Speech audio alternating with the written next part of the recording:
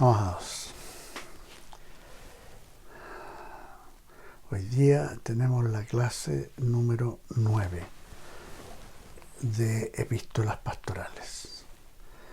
Y hoy día vamos a ver el pasaje de la primera epístola a Timoteo, capítulo 3 y versículos 8 al 16.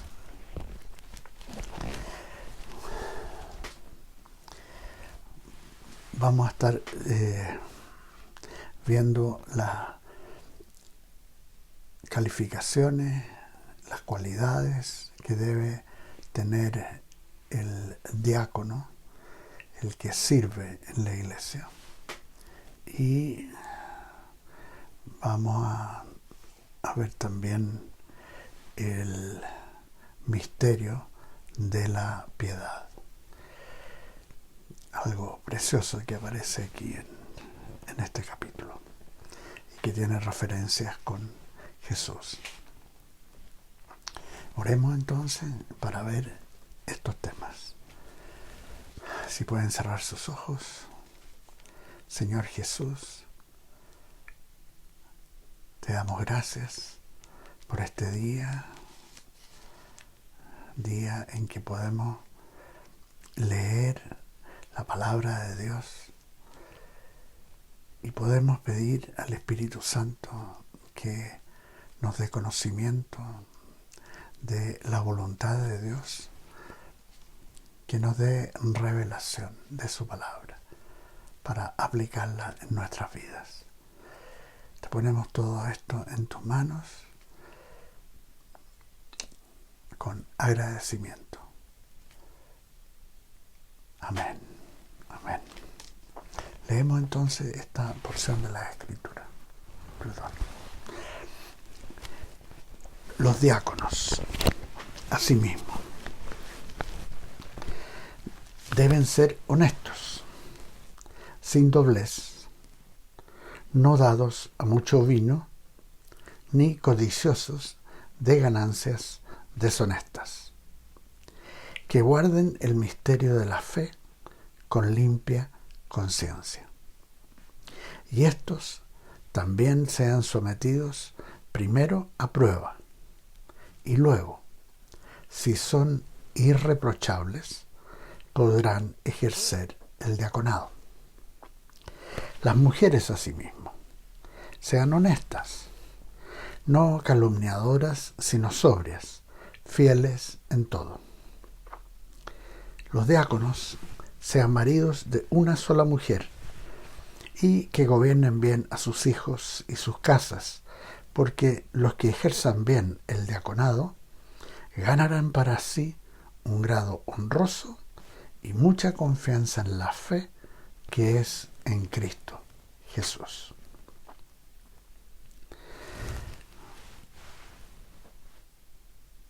Esto te escribo, aunque tengo la esperanza de ir pronto a verte. El deseo del apóstol.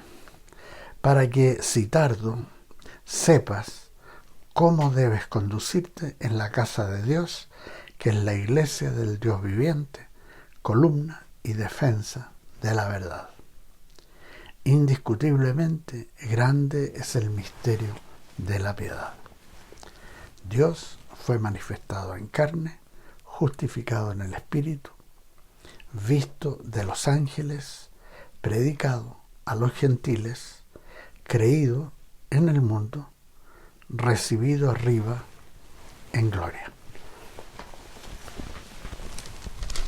Aquí el apóstol Pablo se refiere primero a los que sirven en la iglesia, ya sean varones o mujeres, puesto que la palabra diáconos, en el idioma griego usado en el texto original, significa siervo, aunque en relación con el trabajo, la labor que realiza sirviendo. A diferencia de doulos que es otra palabra que se traduce siervo. Doulos, que denota una relación de amor y sujeción con su amo.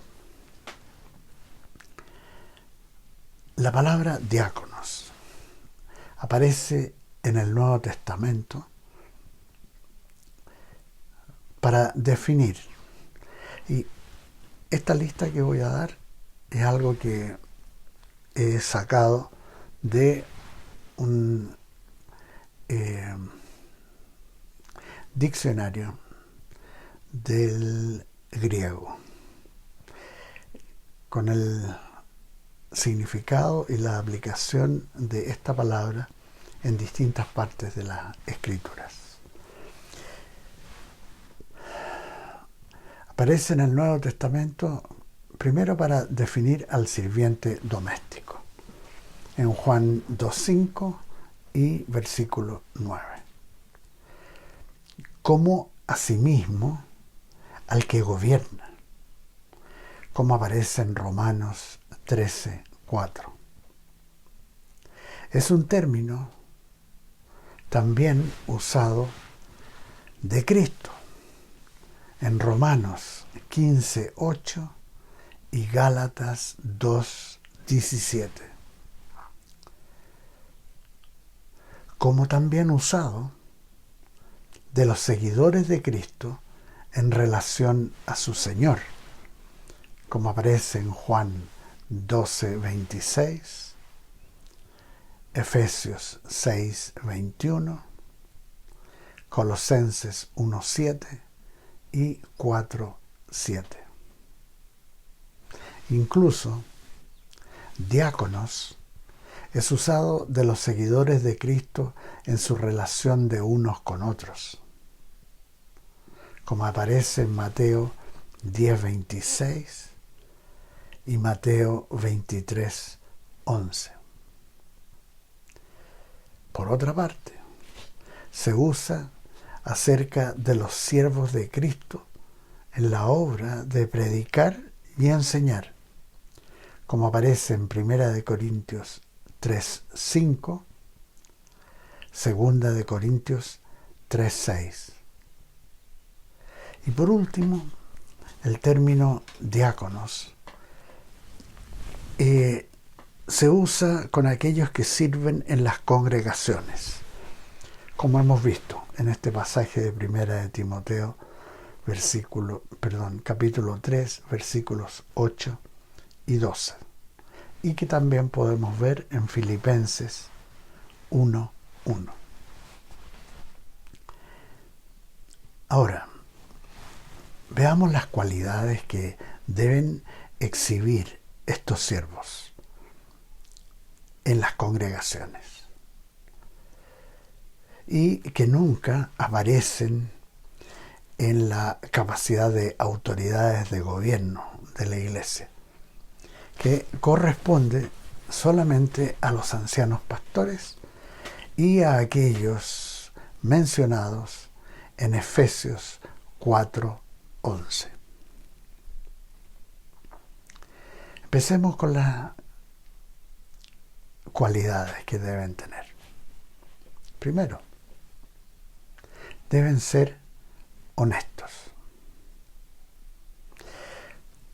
Puesto que en la palabra de Dios nada aparece al azar, sino que con propósitos trascendentes, entonces debemos analizar esta primera condición en el carácter del diácono o diaconisa: ser honestos.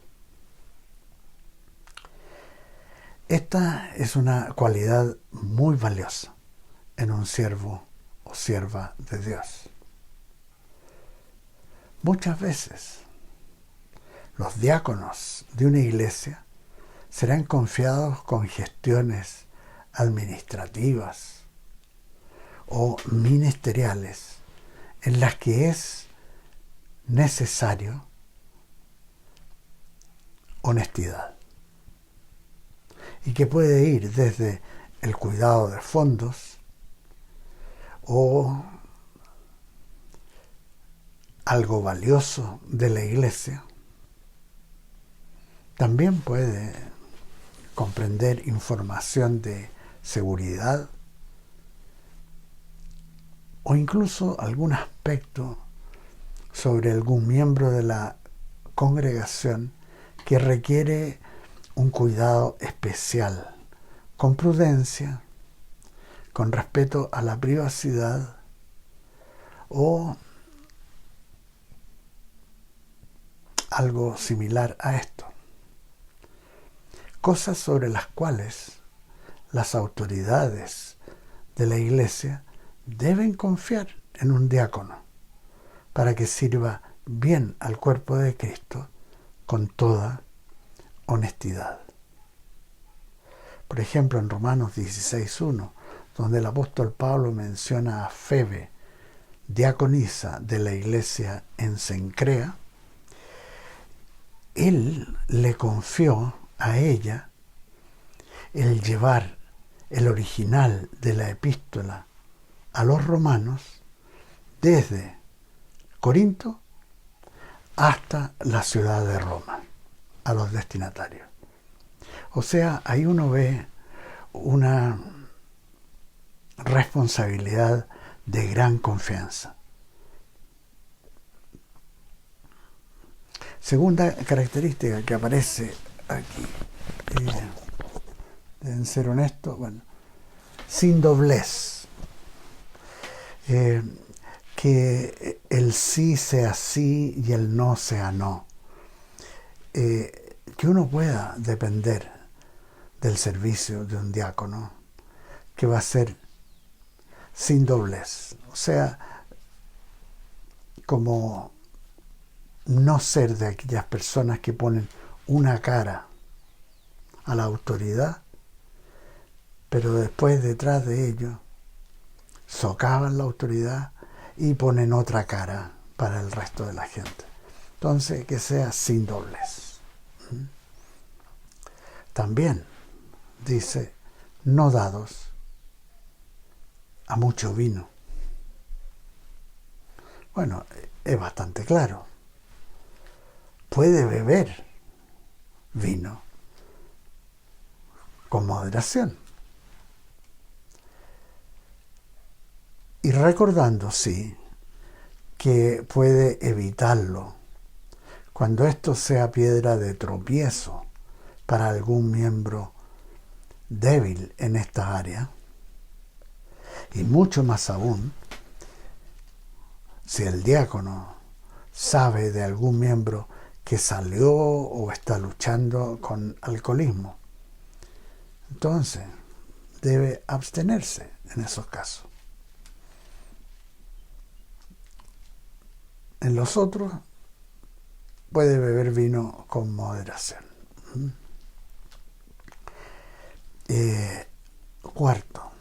Cuarta característica. Ni codicioso de ganancias deshonestas. Aquí podemos considerar que muchas veces llegan personas a una congregación con la intención de usar la iglesia para vender productos o acceder a sus miembros para usarlos como contactos con fines de ganancia comerciales o de algún negocio. Cuidado con esto. Claro, porque podemos recordar el enfrentamiento de Jesús con aquellos que habían penetrado el templo en Jerusalén para comerciar,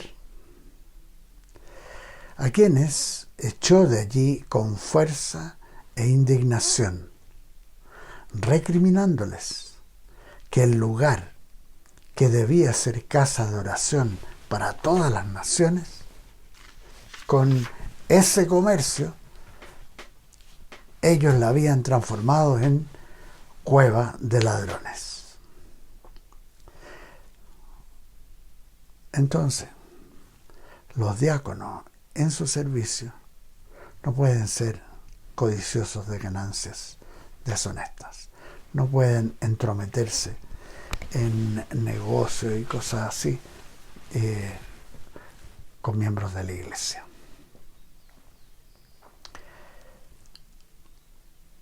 Quinto, que guarden el misterio de la fe con limpia conciencia. Quizás el ejemplo más notable de un diácono en esta cualidad es el ejemplo de Esteban,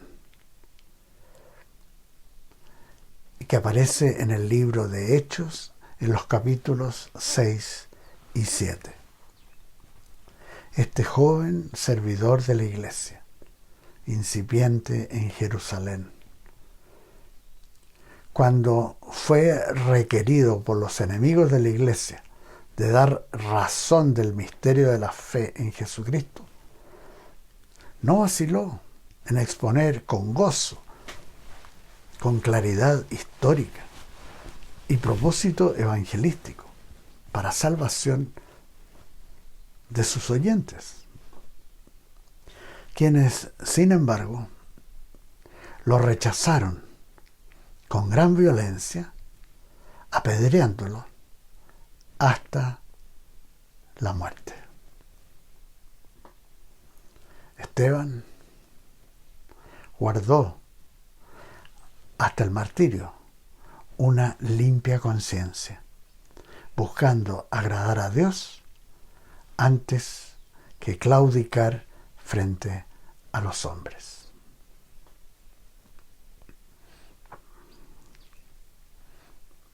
O sea,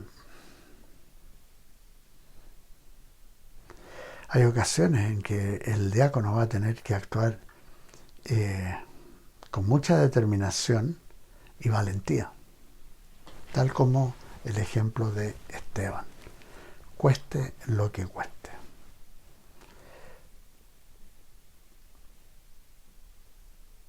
Asimismo, en el capítulo 6, versículo 3 del libro de Hechos, se mencionan 3 condiciones que debían tener los 7 diáconos originales,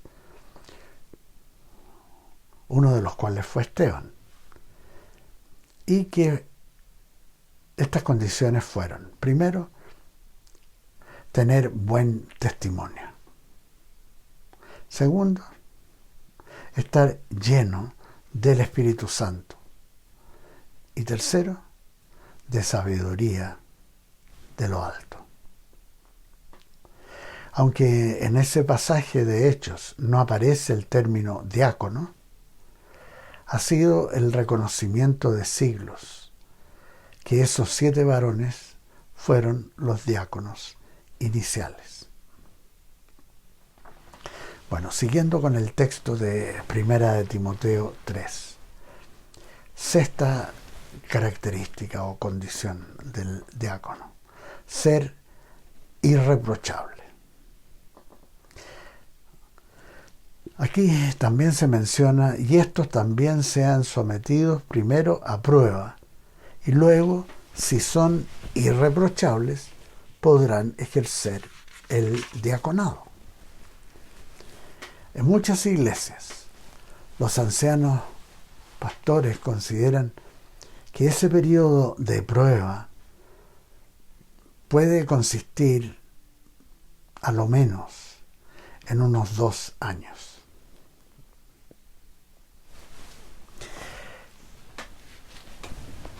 Enseguida, el apóstol Pablo escribe las mujeres a sí mismo, lo cual obviamente se refiere a diaconisas, porque ese es el contexto en que está este pasaje. Porque si no, podría haber escrito las mujeres esposas de varones diáconos, pero no, puso las mujeres. Se refiere a mujeres diáconos. Incluso la primera condición con ellas vuelve a repetir la primera condición con los varones, que sean honestas.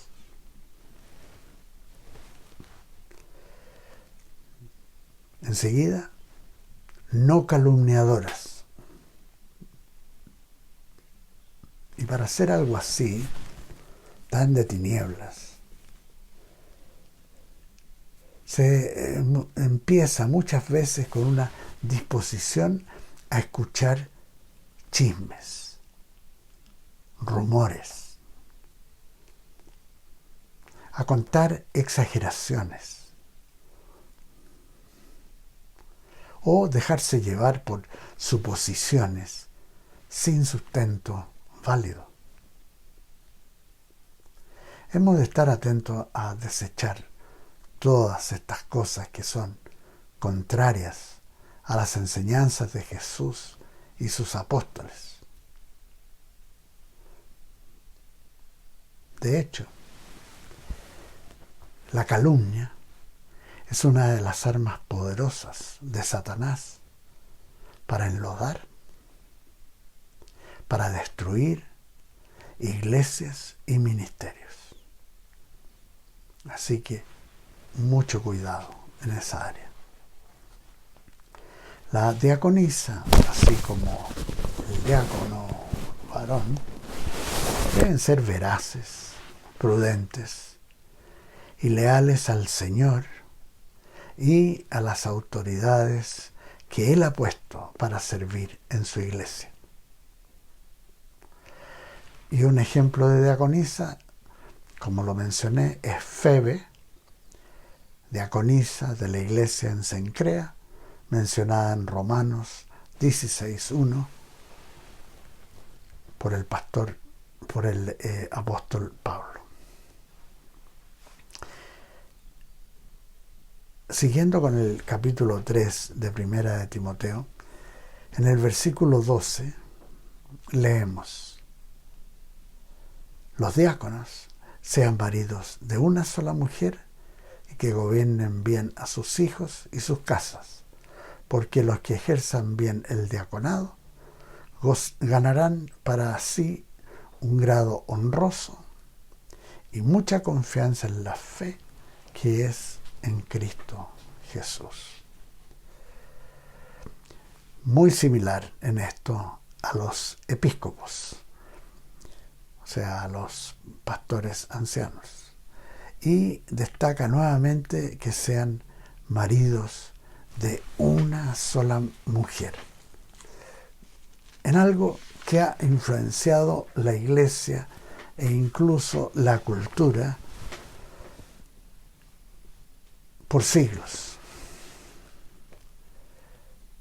Si hay algo que menoscaba la dignidad de la mujer, es precisamente la poligamia.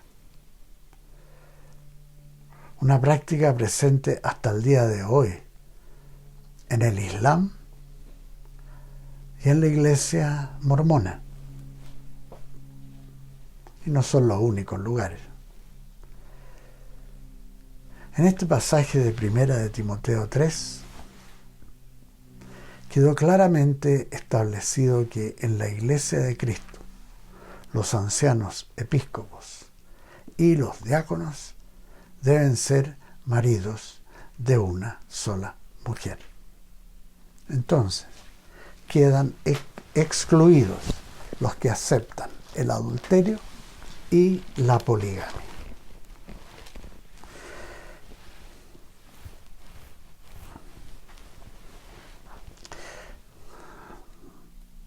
Después vemos que en el versículo 15 aparece el propósito principal de la epístola,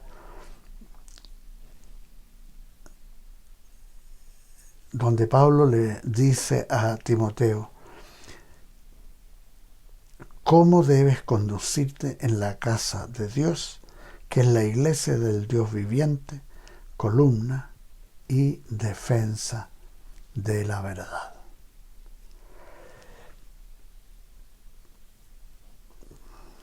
Entonces, los episcopos, los diáconos, deben conducirse con santidad, dando buen ejemplo, con mucha prudencia y siendo un ejemplo de fe a todos. Enseguida el apóstol Pablo escribe sobre el misterio de la piedad. Indiscutiblemente grande es el misterio de la piedad. Para muchos eruditos, esta porción de las Escrituras fue usada como un himno cantado en asambleas del siglo I en una exaltación de Jesús.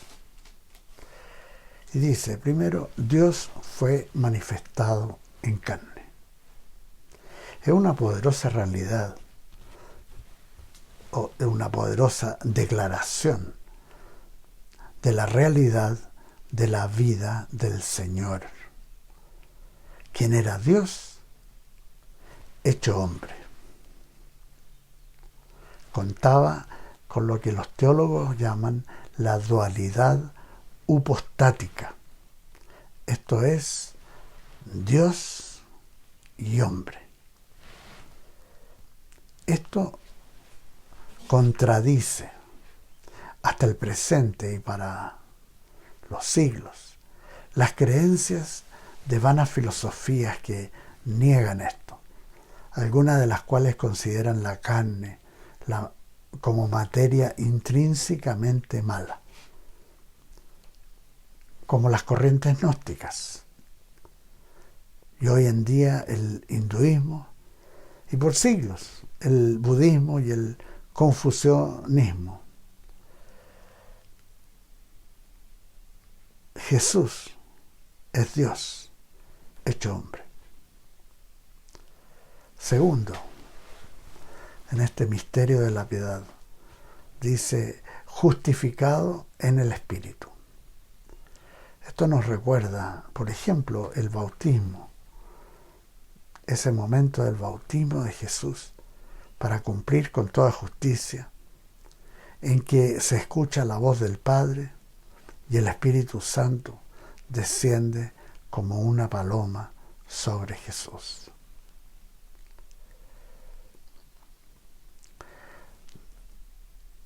Tercera característica del misterio de la piedad, visto de los ángeles, haciendo referencia a las ocasiones en que se manifestaron, ya sea para dar testimonio de él como un recién nacido a los pastores en Belén, o las ocasiones en que le servían, como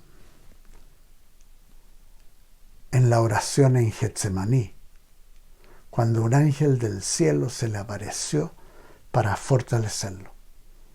Esto aparece en Lucas 22, 43.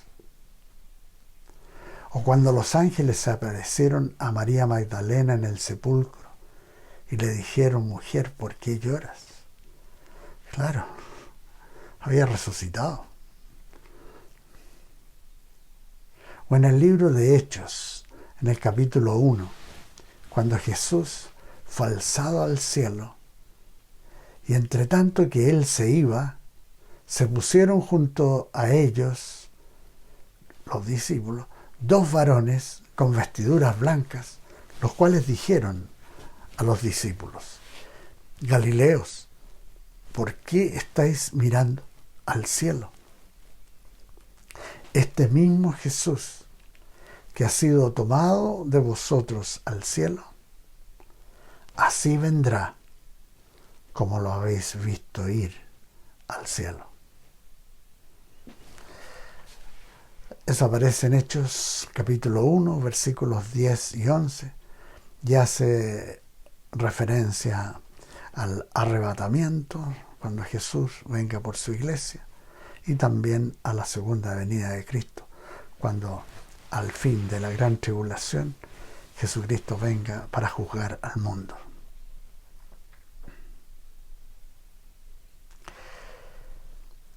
En cuarto lugar de este misterio de la piedad, dice, predicado a los gentiles.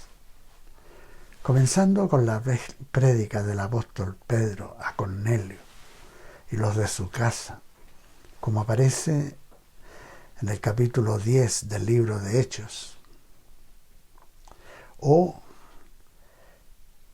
la prédica de Felipe el Evangelista a un etíope, funcionario de la reina Candace de los etíopes, o el mismo apóstol Pablo, reconocido como el apóstol a los gentiles.